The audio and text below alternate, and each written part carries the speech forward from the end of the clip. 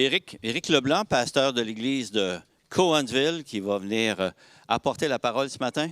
Mon cher Éric.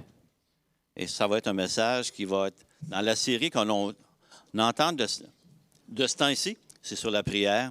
Alors, mon frère bien-aimé, t'en vas là, ouais, c'est bon, c'est la bonne place, ça. Je vais prier pour toi.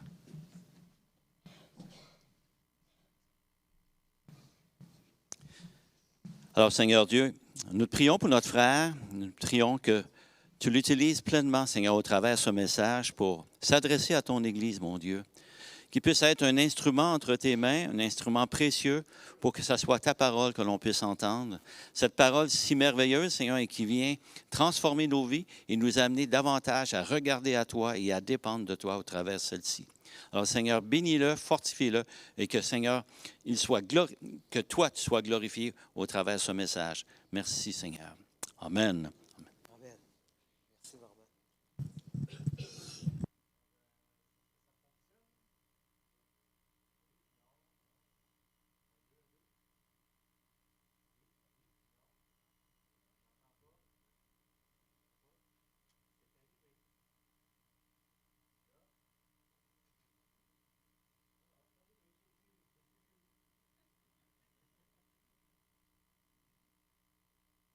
Un, deux. Ah, voilà, là, ça marche. Bon. Hey, je suis content de vous voir. Merci de m'accueillir à Granby. Je pense que ça faisait au-dessus de 10 ans que je n'avais pas prêché ici. Alors, merci de m'accueillir. Et comme j'ai dit à quelques-uns un matin, vous êtes pognés avec moi. Je suis pasteur à l'église de Cowansville, anciennement membre de l'église de Flambeau ici. J'ai rencontré le Seigneur justement ici, au Flambeau, avec le ministère d'évangélisation explosive. Et à Cowansville, ça va quand même assez bien. On a maintenant une assistance d'à peu près 70 personnes avec les enfants. Et pour faire un pont un petit peu avec ce que Sylvain Paradis a dit, je suis moi-même un récipiendaire de la bourse d'études de la Fondation Sembec à mon époque. Et en ce moment, on a un jeune ouvrier en formation qui est en train de terminer son bac et qui profite aussi d'une bourse. Et comme vous, on va avoir notre réunion annuelle des membres cet après-midi dans laquelle, par la grâce de Dieu, on va voter un nouvel ancien en formation qui va lui aussi démarrer ses études avec Sembec et peut-être recevoir lui aussi le soutien de la Fondation Sembec. Alors, oui, je vous encourage vraiment à pouvoir, si vous pouvez, soutenir cette fondation-là qui a vraiment donné un grand coup de main pour la formation des ouvriers au Québec. Et Dieu sait qu'on en a besoin au Québec. Alors, sur ce, c'est moi qui viens donner le dernier message de cette série-là qu'on va avoir sur la prière.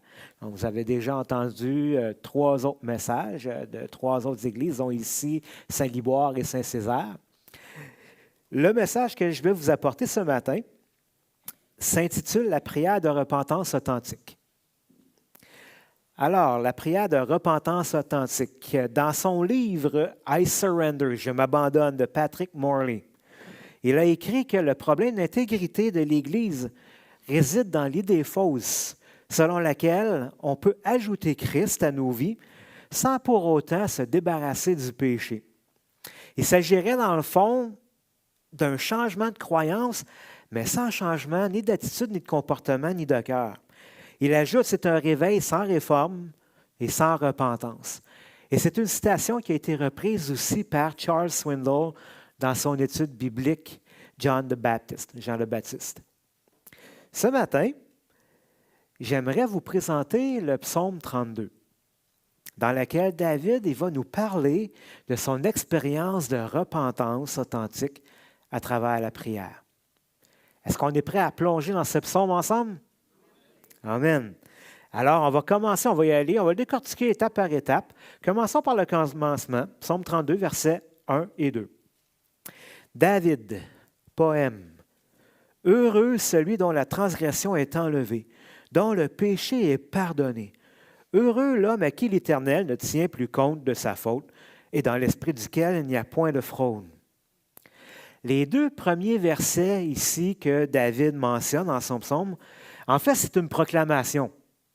Ça pourrait, dans le fond, être une affirmation de la conclusion de l'expérience de repentance que David a vécue. Oui, parce que David a vécu quelque chose ici. Il a compris quelque chose d'important dans sa relation avec Dieu à travers la repentance et il veut absolument que le peuple de Dieu sache qu'est-ce qu'il a compris. Alors, inspiré par le Saint-Esprit, David a transcrit son expérience dans un psaume. Il en a fait un poème que Dieu s'est assuré que tous les croyants de tous les âges puissent y puiser en le mettant dans sa parole divine. Alors David commence. « Heureux celui dont la transgression est enlevée, dont le péché est pardonné. Heureux l'homme à qui l'Éternel ne tient plus compte de sa faute. » C'est vraiment intéressant que David, ici, il commence par la grâce de Dieu. Il reconnaît l'immensité de la grâce de Dieu qu'il a reçue. Oui, parce que lui-même, il lui a goûté. David, il comprenait très bien qu'il était pécheur, qu'il avait péché. Il était conscient qu'il avait péché aux yeux de Dieu. Et David comprenait très bien que son péché le menait à la mort. David était cuit. Il était cuit. Il comprenait qu'il ne pouvait pas subsister à cause de son péché dans la présence sainte de l'Éternel Dieu. Parce que Dieu ne tiendrait pas le coupable pour innocent. Mais au lieu de recevoir la condamnation éternelle qui le frappe soudainement, au lieu de ça, il a goûté à la grâce de Dieu. Il a goûté au pardon de Dieu qu'il ne méritait absolument pas. Et comme on dit en québécois, David l'a vraiment échappé belle. Échappé belle grâce à toi. Okay. Mauvais contexte, j'en conçois, mais les paroles marchent pareil pour ça. Donc, dans ce moment de lucidité, devant la réalisation de la grandeur de la grâce que Dieu lui avait accordée, David, il s'exprime « Heureux ». Heureux celui dont la transgression est enlevée, dont le péché est pardonné. Heureux l'homme à qui l'Éternel ne tient pas compte de sa faute. Rappelez-vous l'intensité de la joie et de la gratitude que vous avez ressentie quand pour la première fois vous avez saisi que par amour pour vous, en Jésus-Christ, tous vos péchés vous étiez pardonnés, vous étiez acquittés de toute charge qui pesait contre vous devant Dieu. Rappelez-vous cette reconnaissance que vous avez exprimée quand vous avez compris cette précieuse vérité dans votre cœur, que le Seigneur Jésus vous pardonnait entièrement, qu'il avait effacé tous vos fautes. Heureux, béni étiez-vous, parce que si votre cœur était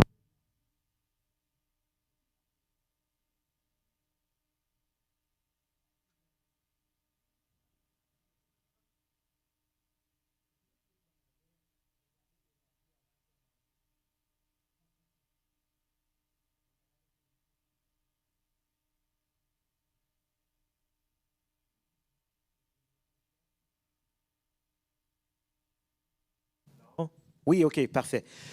Alors, pour l'enregistrement, je vais juste reprendre un petit peu plus tôt. Alors, quand vous avez réalisé que vos péchés étaient pardonnés, que Jésus les avait tous effacés à la croix, que vous avez réalisé que enfin, sur votre cœur était plus marqué coupable au fer rouge, mais plutôt pardonné et justifié. Et si ça fait longtemps que vous êtes chrétien, alors oui, à ce moment-là, quand que vous avez rencontré le Seigneur Jésus et que vous avez compris cette vérité-là, vous avez été immergé d'une joie complète, mais je suis sûr que ce n'est pas la dernière fois que c'est arrivé, parce qu'à chaque fois qu'on pêche contre Dieu, qu'on se repent et qu'on reçoit la grâce de l'Éternel Dieu, on ressent à chaque fois cette merveilleuse reconnaissance qui nous envahit. Heureux sommes-nous en Jésus-Christ d'être pardonnés de tous nos péchés et non condamnés à la mort éternelle. Je sais que dans certaines églises, ils disent des fois Amen. Est-ce que on est d'accord avec ça, hein? OK, merci. David va ajouter à cette déclaration qu'il vient de faire, il va dire « Heureux l'homme dans l'esprit duquel il n'y a point de fraude ». Et dans l'expérience que David a vécue, cette deuxième affirmation vient de pair avec sa première affirmation. Parce que le pardon gracieux de Dieu vient avec la repentance du pécheur. Et la repentance du pécheur commence par la confession du cœur. Et le mot fraude ici peut aussi être traduit par mauvaise foi, tromperie ou dissimulation. Un cœur sans fraude est un cœur qui ne ment pas à Dieu, qui ne ment pas aux autres et qui ne se ment pas à lui-même. Il ne cache pas et ne dissimule pas non plus sa faute devant Dieu. Donc, pourquoi David est arrivé avec cette conclusion-là dans son psaume? Et c'est là qu'il va prendre le temps d'expliquer l'expérience qui lui est arrivée. Regardons ensemble versets 3 et 4. Il dit, « Tant que je me suis tu, mes os se consumaient. Je gémissais toute la journée, car nuit et jour, ta main pesait sur moi. Ma vigueur n'était plus que sécheresse, comme celle de l'été. » David avait péché, mais il était dans le déni ici. Il cachait sa faute et puis il faisait comme si rien n'était, comme s'il n'avait pas péché devant Dieu puis devant les gens aussi dans son entourage. Ça nous arrive-tu, nous autres, de faire ça? De faire comme si on n'avait rien fait de mal, d'agir comme si rien n'était devant Dieu et devant aussi les gens de l'Église ou de notre groupe maison. Ça nous arrive-tu, des fois, de jouer les innocents? Puis faire semblant que non, rien ne s'est passé, tout est beau, je n'ai pas péché. Mais ça ne marche pas. Ça ne marche pas parce qu'il n'y a rien qui passe inaperçu devant les yeux de l'Éternel Dieu. Le Seigneur voit tout, et on ne peut rien lui cacher. Et puis de faire semblant qu'on n'a rien fait de mal, puis de tenter de le nier, ça ne résout pas le problème du péché. Au contraire, ça l'aggrave. Dieu est juste, puis il ne peut pas laisser aller le fautif là, sans conséquence comme ça. Et la dissimulation et la tromperie, ce sont les sœurs du mensonge, en fait. Et Dieu a horreur du mensonge. D'ailleurs, la Bible nous dit que le père du mensonge, c'est qui? C'est le diable, car c'est lui le pécheur, pas le pécheur, mais le menteur originel. Oui, le pécheur originel aussi. Mais c'est lui qui a menti en premier. Dieu ne peut donc pas tolérer le mensonge et la dissimulation dans le cœur de ses enfants, lui qui est le Dieu de vérité. Le Seigneur met alors la pression sur le cœur de son enfant, non pas pour lui faire du mal, mais pour le conduire à faire ce qui est juste devant Dieu et de l'amener à confesser son péché à son Papa céleste. Et là, David, lui, il n'était pas bien en lui-même en gardant son péché caché et secret. Semblait bien aller là, de l'extérieur, mais en réalité, au contraire, il séchait par en dedans. Ça entraînait même une répercussion physique sur son corps. Il était conscient que la main de Dieu mettait de la pression sur lui, mais malgré cela, il gardait quand même le secret. Il ne fallait pas que personne sache qu'est-ce qu'il a fait.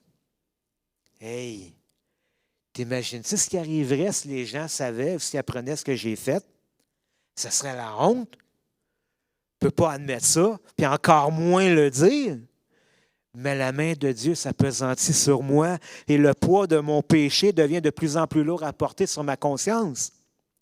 Je n'arrive plus à dormir. J'étouffe. J'ai mal partout. C'est comme si j'étais pris dans un étau. Puis j'ai beau me battre, mais la pression ne s'en va pas. Elle ne cesse que d'augmenter. Quoi faire? Verset 5. Je t'ai fait connaître mon péché. Je n'ai pas couvert ma faute. J'ai dit, je confesserai mes transgressions à l'Éternel.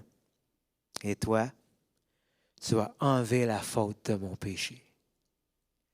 David, en fait, a fini par céder à cette pression-là que Dieu mettait sur lui. Il a fini par faire la bonne chose. Il a fini par faire ce qui était juste devant Dieu. Il a avoué sa faute à Dieu. Il a confessé son péché. Mais là, il ne l'a pas fait timidement, là, du bout des lèvres, là, discrètement devant Dieu. Tu sais, m'excuse. Quoi? Quoi? M'excuse. J'ai pas compris. Excuse. Ou pareil comme, tu sais, nos enfants, là, quand on leur demande de s'excuser, mais ils ne sont pas repentants, tu sais. M'excuse. Non, David n'avait pas cette attitude-là du tout, du tout. David, lui, a tout dit. Il n'a rien caché de ce qu'il a fait au Seigneur. Il n'a pas cherché à s'excuser. Il n'a pas tenté de couvrir sa faute. Il a confessé honnêtement, avec sincérité. Tu sais, vous savez, quand on a péché, hein, puis qu'on le garde, on le tient, on ne veut pas le dire, c'est comme si on le retenait. Hein. Mais David, lui, il a lâché prise. Et en lâchant prise, il a dit, « Tu as raison, Seigneur, c'est moi qui ai tort. » Confesser, c'est ça que ça veut dire. « Tu as raison, Seigneur, c'est moi qui ai tort. » Il s'est exposé à Dieu plutôt que de faire pareil comme Adam dans le jardin d'Éden, qui a fui devant Dieu, puis ensuite il a excusé son péché en rejetant la faute sur sa femme, puis même sur Dieu, parce que c'est Dieu qui avait mis la femme à ses côtés. Tu sais, Seigneur, dans le fond, si tu n'avais pas mis la femme, toi, là, à mes côtés, dans le fond, c'était ton idée, hein? Mais moi, si tu n'avais pas eu, j'avais pas eu la femme là, à côté de moi, j'aurais jamais fait ça, voyons. L'idée ne me serait même pas passée par l'esprit. Mais on fait ça? Oui, on fait ça. On excuse nos péchés. On excuse. Mais David, lui, il a fait une confession honnête devant Dieu. Une confession accompagnée d'une réelle repentance. Pas question que David recommence et qu'il refasse ce qu'il a fait. Il a rejeté son péché, puis il s'est mis d'accord avec Dieu pour dire que c'était horrible et mal ce qu'il a fait. Peut-être tu vas me dire, oui, je veux bien confesser, mais comment je peux garantir que je ne recommencerai pas? Il n'y en a pas de garantie. Il n'y en a pas de garantie. Même Jésus l'a dit, l'esprit est bien disposé, mais la chair est faible. Mais vous savez quoi? Le Seigneur ne regarde pas à notre capacité de tenir nos engagements, mais il regarde dans notre cœur qui est bien disposé, qui s'appuie sur la foi que Christ a accompli le sacrifice une fois pour toutes pour nos péchés. Et que c'est le Saint-Esprit qui habite en nous, qui nous sanctifie et qui nous conduit de victoire en victoire. C'est par sa force à lui que le changement s'opère, dans la mesure, évidemment, qu'on veut bien le laisser agir dans notre cœur. Versets 6 et 7. Qu'ainsi tout fidèle te prie au temps convenable. Si de grandes eaux débordent, elles ne l'atteindront nullement. Tu es un abri pour moi, tu me gardes dans la détresse. Tu m'entoures de cris de délivrance. Là, ça fait quelques fois que le mot « pause » est ici. Et là, ceux qui sont de manière plus littérale, pas littérale, mais littéraire, sont bien OK avec ça. Mais j'imagine que ceux qui aiment bien lire la Bible de manière littérale, là, ça les fatigue. Je n'ai pas dit le mot « pause ». Alors, je vais le dire, pause.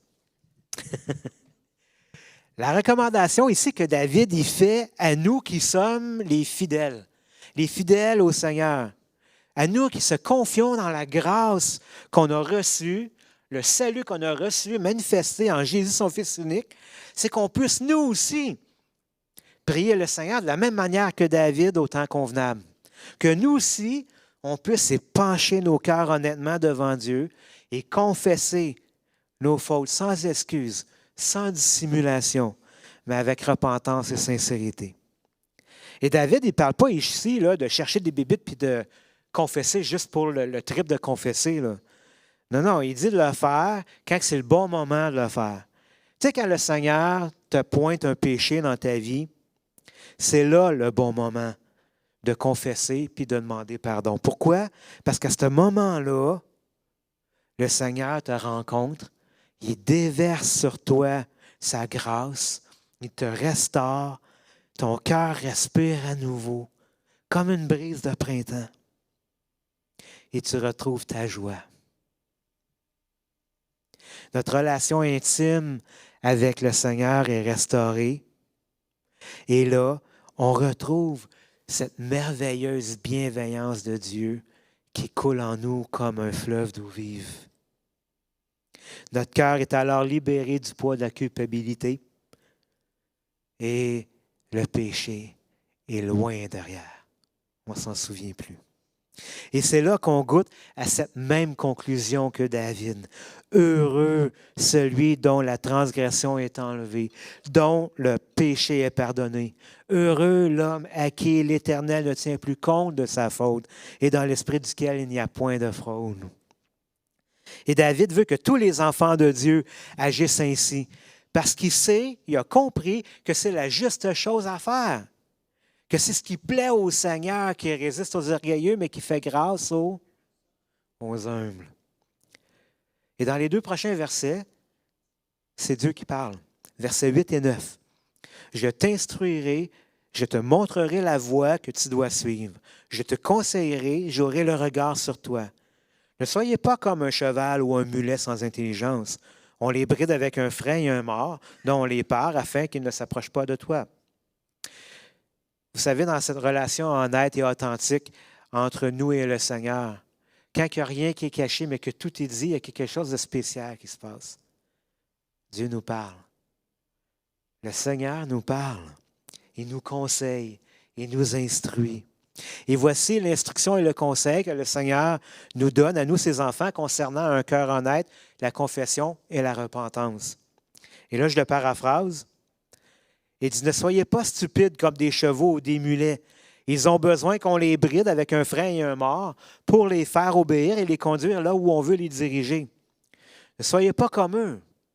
N'attendez pas que je sois obligé de mettre de la pression sur vous pour être honnête avec moi. Vous n'êtes pas obligé de vous rendre là. Soyez intelligents. N'allez pas vous cacher comme Adam dans le jardin d'Éden et n'excusez pas vos péchés. Mais venez à moi volontairement, avec un cœur sincère et humble. Confessez-moi vos péchés volontairement avec un cœur repentant. Je ne vous rejetterai pas, mais je vous pardonnerai, car moi, je vous aime. Est-ce que ça ressemble à quelque chose que Dieu dirait? David reprend ensuite la parole et conclut son poème, versets 10 et 11. Il y a beaucoup de douleur pour le méchant, mais celui qui se confie en l'Éternel est entouré de sa bienveillance. Juste, réjouissez-vous en l'Éternel et soyez dans l'allégresse. Poussez des cris de joie, vous tous qui êtes droits de cœur. David termine son psaume en faisant un contraste ici entre le méchant et les justes.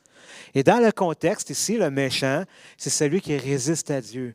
C'est celui qui demeure rebelle en n'abandonnant pas son péché, mais en le gardant secret dans son cœur. Et avec ce que David a exprimé, qu'il nous a raconté, il nous avertit que beaucoup de souffrances et de douleurs sont sur le chemin de celui qui emprunte cette voie. Mais il y en est tout autrement, par contre, pour les justes. Maintenant, c'est qui ça, les justes? C'est qui dans la Bible, les justes? Bien, les justes sont ceux qui se confient humblement et honnêtement dans la grâce de Dieu, qui placent leur espérance et leur foi. Dans l'Ancien Testament, c'est dans la venue du Messie. Pour nous qui sommes dans la Nouvelle Alliance, maintenant, c'est directement en Christ Jésus qui est notre seul secours, notre seul salut. Lui seul nous lave de nos péchés. Pas peut nous laver, mais nous lave de nos péchés. Les justes ne se reposent pas sur leurs œuvres pour obtenir la faveur de Dieu, mais ils se reposent uniquement sur la grâce de Dieu manifestée en Christ Jésus pour être pardonnés de leurs péchés. Les justes, ce n'est pas des gens parfaits, là. Non, mais simplement des gens humbles et honnêtes qui n'hésitent pas à confesser leurs péchés au Seigneur sans rien cacher ni excuser. Ils ont foi en son pardon dans le sang de Christ qui a couvert leurs fautes. Et quoi? Oui, ils s'attendent à la bienveillance de l'Éternel. Ça, c'est les justes dans la Bible. Je pense que ça nous décrit aujourd'hui ici. Et David termine son psaume dans la joie en disant « Juste », c'est nous ça, « Juste, que votre cœur déborde de joie en Dieu, que votre joie soit même exubérante. Oui, criez de joie, vous tous qui êtes droits et honnêtes de cœur devant Dieu. » Criez de joie, car vous avez été lavés. Vos fautes ont été effacées. Vous êtes pardonnés. Et maintenant, Dieu vous appelle ses bien-aimés. Crier et chanter de joie pour Dieu, est-ce que ça ressemble à « Nous sommes heureux et nous débordons de joie ». Non, hein? On a le droit d'exprimer nos émotions quand on chante, quand on a la joie. En toute modestie, bien évidemment. Hein? L'idée, ce n'est pas de faire un show. Hein? Mais oui, exprimez votre cœur au Seigneur. Ton Papa céleste, il est heureux de ça. Vous avez des enfants, pour peut-être la plupart d'entre vous. Quand votre petit enfant là, de 4-5 ans, il s'approche de vous avec un sourire et les bras tendus comme ça, est-ce que vous faites « Non, pas assez sérieux pour moi, toi. Je recommence. » Bien sûr que non. Vous êtes heureux, vous êtes content. Et c'est ça que Dieu le Père aime ses enfants. Il aime ça, les voir faire ça quand ils approchent de lui. Joie, reconnaissance, des louanges. Alors, soyez pas gênés. Je vais terminer ce message avec une histoire personnelle que j'ai vécue. Ce n'est pas quelque chose que je suis fier. C'est quelque chose de honteux. Mais si ça peut être utile à quelqu'un aujourd'hui, puis rendre gloire à Dieu, alors tant mieux. Ça s'est passé il y a bien des années de ça, quand j'étais aux études avec Sam Beck. Et là, je vais parler de Sam Beck, puis ce n'était pas prévu que Sylvain Paradis de Sam Beck soit là le matin, là. Mais j'étais en train de faire mon bac avec Sam Beck. Puis un jour, à la veille d'un examen difficile que je redoutais beaucoup, j'étais super stressé. Moi puis les examens, on ne fit pas ensemble. De moins un travail de 40 pages à faire plutôt qu'un examen, puis je vais être heureux de ça. Tu sais. Fait que j'étais super stressé. Puis là, j'ai reçu l'enveloppe de mon examen par la poste parce qu'à ce moment-là, on faisait nos examens chacun à la maison.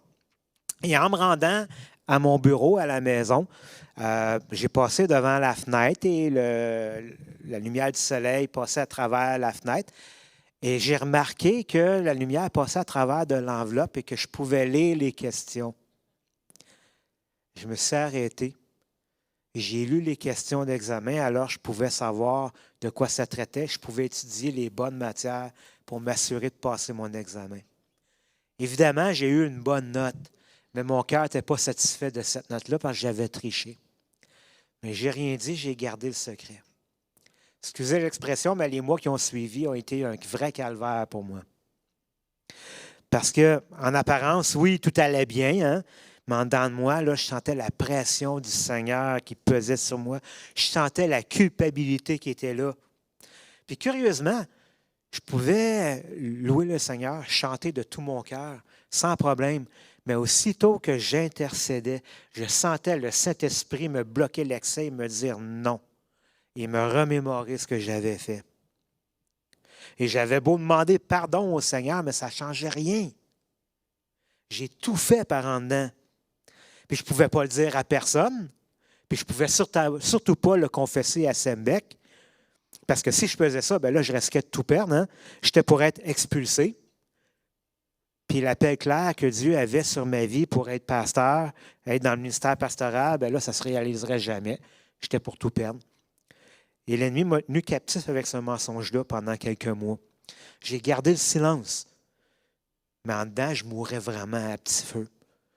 Parce que je ne ressentais plus cette douce bienveillance de Dieu sur moi. Fait qu'après quelques mois que j'ai vécu comme ça, je n'étais plus capable. Je n'étais plus capable. Je ne voulais pas être un hypocrite envers mes frères et mes sœurs, surtout pas envers Dieu.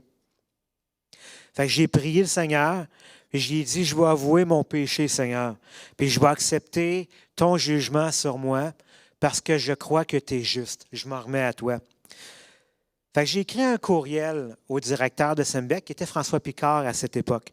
Et François était aussi mon premier pasteur, donc on se connaissait bien. Puis j'y ai tout dit, tout confessé. Je n'ai pas cherché à excuser. Ah, ben c'est pas ma faute, il faisait beau ce jour-là. Puis non, j'ai tout confessé. sans rien excuser. J'ai tout dit, puis j'ai terminé mon courriel en lui disant, je m'en remets à votre jugement, puis je vais accepter le verdict que vous allez donner, quel qu'il soit.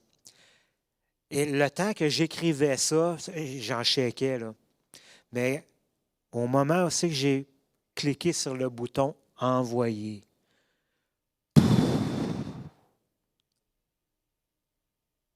le poids est parti. Le poids est parti. Mon cœur est redevenu léger comme avant et ça a été instantané. Excusez, je ne sais pas comment claquer des doigts. Mais ça a été instantané. J'ai ressenti le Saint-Esprit ouvrir la porte à mes prières à nouveau. Et j'étais rempli de l'amour de mon Papa Céleste. Ça a fait tellement du bien après plusieurs mois. Quelques jours plus tard, j'ai reçu un courriel de François Picard, puis il m'écrivait pour me dire que suite à ma confession, le conseil de Saint-Bec s'était mis d'accord pour ne pas m'expulser de mes études, mais de me refaire passer l'examen avec une pénalité sur ma note finale. Et là, j'ai osé faire un peu pareil comme Abraham avec Dieu, quand Dieu s'en allait détruire Sodome et Gomorrhe. J'ai dit, c'est-tu possible pour moi d'écrire une série de sermons sur le sujet de l'examen au lieu de repasser l'examen? Ils ont été gracieux avec moi, ils ont accepté. Et donc, j'ai fait ce message-là que j'ai présenté à l'Église en même temps. C'était enregistré, ils m'ont évalué. Et malgré la pénalité, j'ai quand même reçu une bonne note, et cette fois-là, sans tricher. Dieu m'a tellement fait grâce, hein. Tellement. Il m'a pleinement restauré, puis il m'a comblé de sa bonté. Puis c'est vraiment uniquement à cause de la grâce de Dieu si je me tiens aujourd'hui devant vous et que je peux prêcher sa bonne parole. Puis comme David, oui, j'ai compris, puis je peux dire à mon tour, moi aussi, heureux celui dont la transgression est enlevée, dont le péché est pardonné. Heureux l'homme à qui l'Éternel ne tient pas compte de sa faute et dans l'esprit duquel il n'y a point de fraude. J'ai compris. Heureux. Est-ce que vous êtes heureux dans votre relation avec le Seigneur? Es-tu honnête avec lui? Y a-t-il quelque chose dans ton cœur que tu n'oses pas adresser à Jésus? Des choses que tu gardes secrètes, que tu ne veux pas te débarrasser ou que tu as honte peut-être de confesser ça à Dieu. Ton cœur se serre en dedans de toi. Tu perds ta force, tu perds ton assurance devant le Seigneur. Reste pas là. Reste pas dans cet état-là. Ouvre ton cœur, ouvre le grand à Dieu. Confesse-lui ce qui t'entraîne vers le bas, ce qui t'amène dans le fond. Ne lui cache rien. Ne lui cache rien. Peut-être que le Seigneur te demande de confesser ton péché aussi à ceux à qui tu as fait du tort ou peut-être à ceux que tu as trompés. Sois honnête envers Dieu, sois honnête envers toi-même, sois honnête envers ces gens-là. Et pour faire une confession à d'autres gens, dépendamment de la gravité, tu peux peut-être demander avant conseil auprès de ton pasteur, auprès d'un ancien ou de ton mentor, pas ton menteur, mais ton mentor dans l'Église, si tu en as un. C'est juste question d'éviter de faire une gaffe qui est maladroite puis qui serait regrettable après, là. Mais remets ton sort à l'Éternel. Il te couvrira de sa bienveillance. Jésus t'aime. Amen. Amen. Seigneur bien-aimé, on te remercie pour ta bonne parole, Seigneur Dieu, qui est pleine de vérité. Seigneur, merci pour David qui a vécu ça il y a quelques millénaires, Seigneur, et qu'aujourd'hui on y a accès et qu'on peut vivre les mêmes affaires. Seigneur, ça vient nous toucher, tu viens nous parler. Seigneur, que ta parole ne retourne pas à toi sans avoir fait son effet dans chacun de nos cœurs. Oui, cette semaine, qu'on puisse la méditer, qu'on aille le relire, le psaume 32, il n'est pas si long que ça, qu'on aille le relire cette semaine, qu'on le rumine, qu'on y réfléchisse et qu'on te pose des questions. Seigneur, est-ce que je suis dans cet état-là? Est-ce que j'ai besoin de confesser quelque chose, Seigneur? Montre-moi. Hein? Regarde si je suis sur une mauvaise voie. Et conduis-moi sur la voie de l'éternité. Parce que Seigneur Dieu, je veux la vivre, cette joie-là des justes dans mon cœur. Et je ne veux pas sentir la pression, Seigneur Dieu, que tu mets sur moi. Mais je veux sentir ton amour et ta bienveillance. Dans le nom précieux de Jésus.